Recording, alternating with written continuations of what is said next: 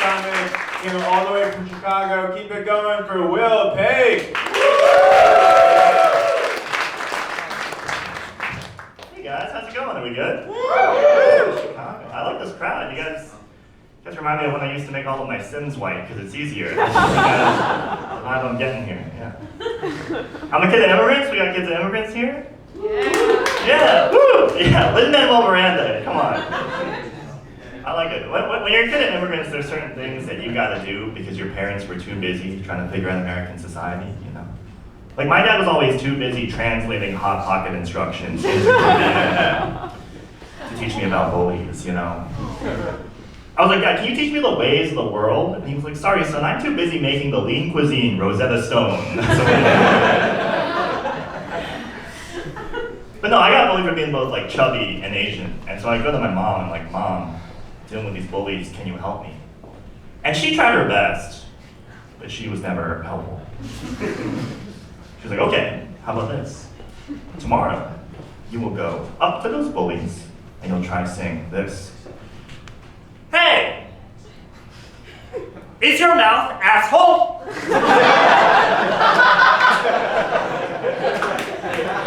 Yeah, it's a thinker. It takes some thinking to figure out what that means. I was like, Mom, that's actually pretty literary, you know? Like, there's almost something Shakespearean about that shit, right? Like, Hawk, is your mouth asshole, for it doth spew at the shite. Into those porches of mine ears. Well, my mom, very literary person. But she's no help with bullies, so I go to my dad. I'm like, Dad, dealing with these bullies, can you help me? And he's equally, if not more, useless than my mom is. He's like, okay, how about this? Tomorrow, you will go up to those bullies, and you'll try to sing this. Hey! Stop it! Cut it out! I'm not trying that, Dad. I'm not trying that. Pretty cool. But that's the thing, when your parents are learning English, they haven't figured out like the subconscious rules that go into insults, you know? And so a lot of times they will give you garbage. But every so often they'll give you gold. Okay? I'll give you an example. One time my dad got so mad at someone at a Best Buy that he called that person a very goofy movie.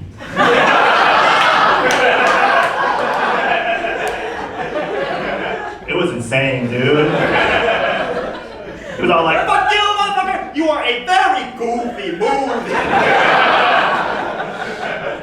Damn, Dad, that shit is baller, alright? We'll start using that, that's great. I grew up kind of broke, any of us grew up kind of broke here? Saddest woos. It's fun. I think it's fun though, you know? Because it's not like you're broke, you know? Your parents are broke. You're just chilling, right?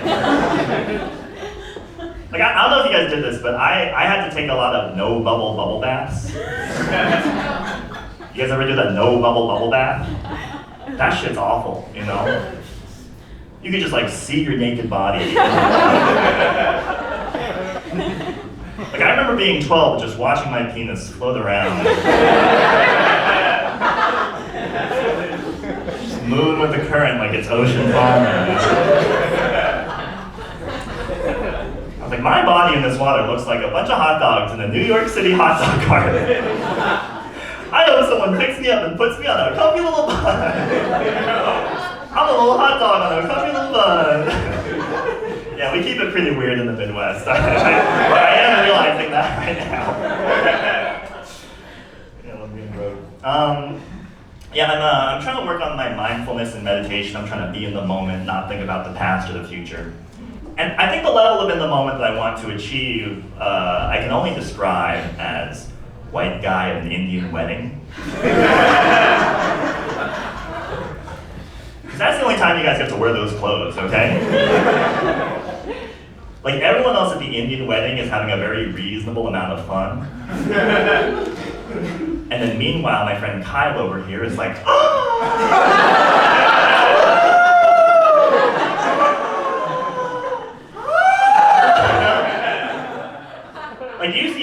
quick photo of an Indian wedding. The white guy's having the time of his life. Okay? Dude's at Six Flags times 6. Dude's at 36 Flags.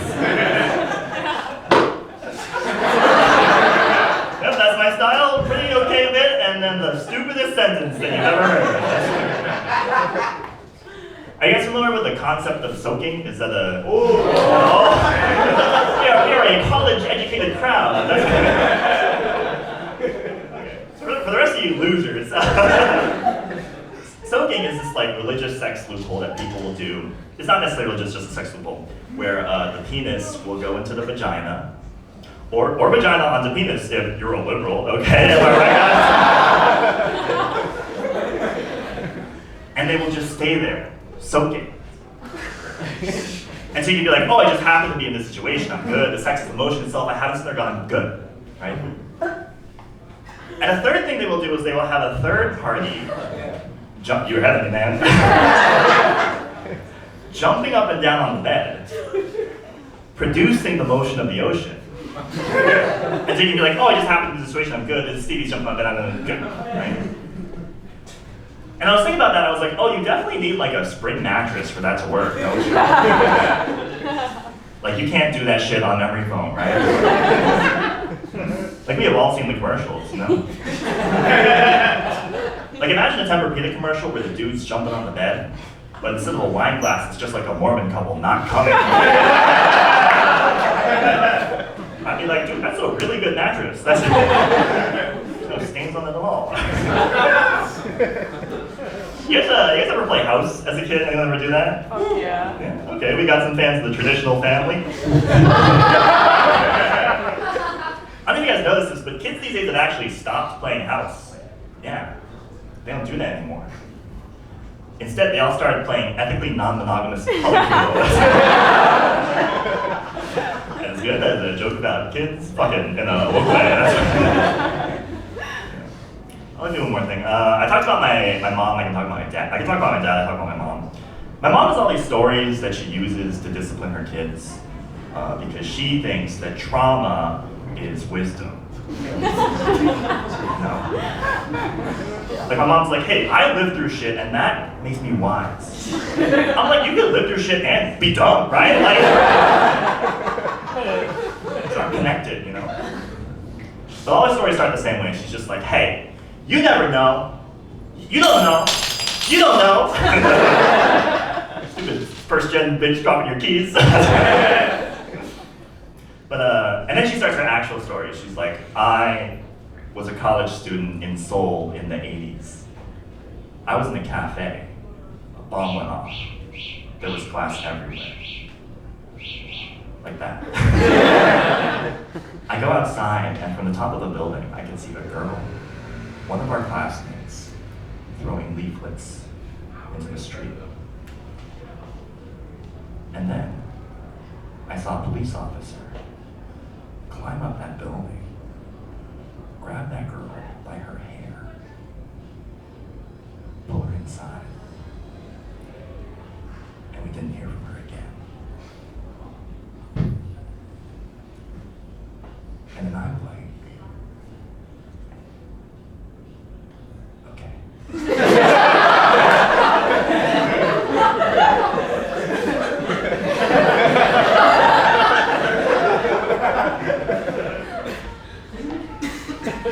I will put this bag of Kit Kats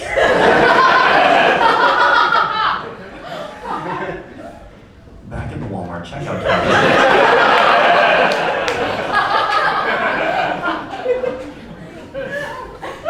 I guess we'll just enjoy the sweet taste of American freedom. Take care.